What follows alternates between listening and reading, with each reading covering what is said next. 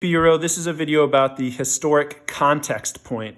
You get this point on an LEQ or on a DBQ, okay? And let's look at the rubric to see what it says first, and then I'll show you some examples from DBQs of years past and the way that I think about it. So here we go. The historic context. The response must relate to the topic of the prompt to a broader historical events, developments, or processes that occurred before, during, or continue after the time frame of the question. This point is not awarded for merely a phrase or reference. And so 3 sentences is usually a good thing to do for your historic context. And again, in terms of where to do your historic context, lead off your paper with it. I like leading it off. The first 3 sentences just get straight into historic context because it'll also help you brainstorm as well and make connections that you're going to have to make with the different documents that you argue. And so what I want you to think about is you're going to want date, time, or date and place. And I want you to be thinking of the chapters that we've read. It's really about chapters. So I'll show you what I mean. Let's take a look at the 2019 DBQ, the one from last year.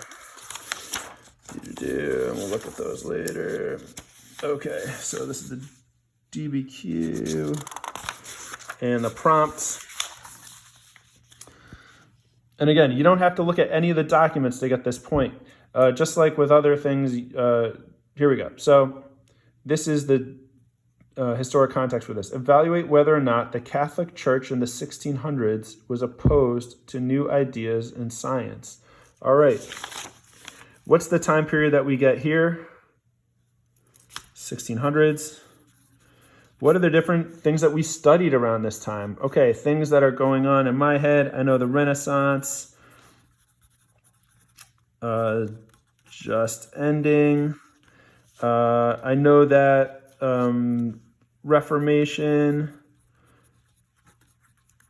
and Counter-Reformation formation are happening. See, I'm just thinking about my different chapters. I think about the age of absolutism is beginning. The scientific revolution is beginning. And also, let's see. Oh, always think about overseas and colonies established by Spain and France and Britain in the Americas. Where's the Renaissance ending? Well, we know that was based in Italy. Reformation and Counter-Reformation, that has to do with the Catholic Church. And Age of Absolutism of Kings. Yeah, that's basically, those are the different things that would be in a historic context in your first 3 sentences. Okay? It just puts this into a greater context. All right. Let's see, 2018. This DBQ is, oh man, I gotta find the prompt. Evaluate whether or not the 30 Years' War was fought for primarily religious or primarily for political reasons. I don't get a date. Oh, but luckily in the documents I do. And you should remember that the 30 Years' War ended at 1648. You know what? Because that one's also 1648, I can pretty much use this too. The context of the 30 Years' War was the Renaissance was ending, the Reformation and Counter-Reformation were occurring. The Age of Absolutism of Kings was just beginning. The Scientific Revolution was occurring, and colonies had been developed by Spain, France, and Britain. Okay? And also you'd say like Renaissance was just ending in Italy, Reformation in the Holy Roman Empire, and the Counter-Reformation by the Catholic Church. Age of Absolutism is beginning, especially in France. All right? So that would be the same historic context for the 2018 version of the test. Let's see, the 2017 version of the test. What is our, first we'll find the DBQ. Okay, evaluate whether or not the Glorious Revolution of 1688 can be considered part of the Enlightenment. Okay, still we got the 1600s, but this is the later part of the 1600s, so I'm going to think of what are the chapters around this time. All right, it gives us Enlightenment. And so the Enlightenment was occurring. Where was it occurring?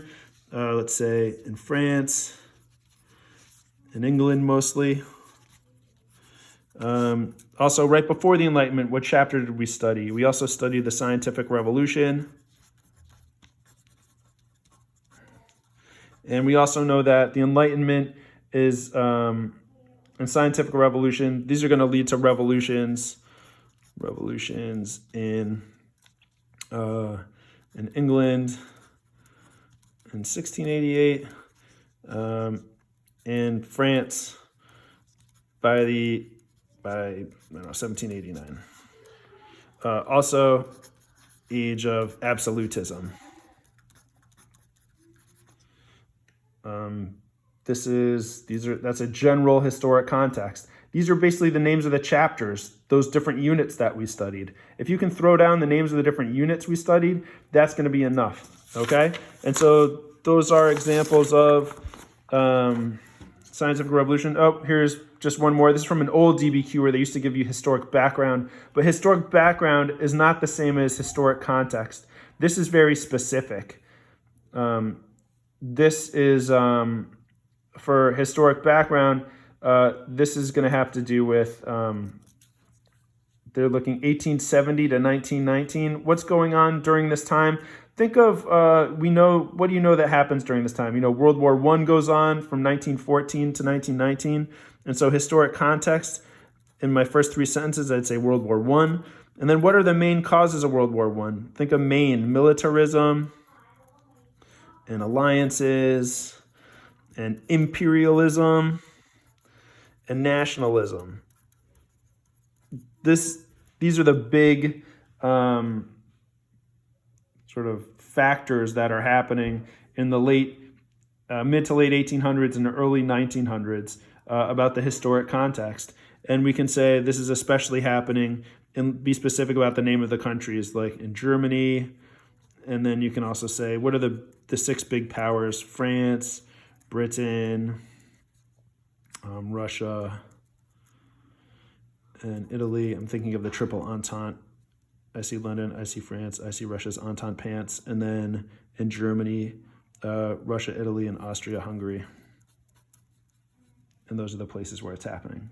That's basically, write 2 to 3 sentences with that information. That's your historic context. Those are the major things going on.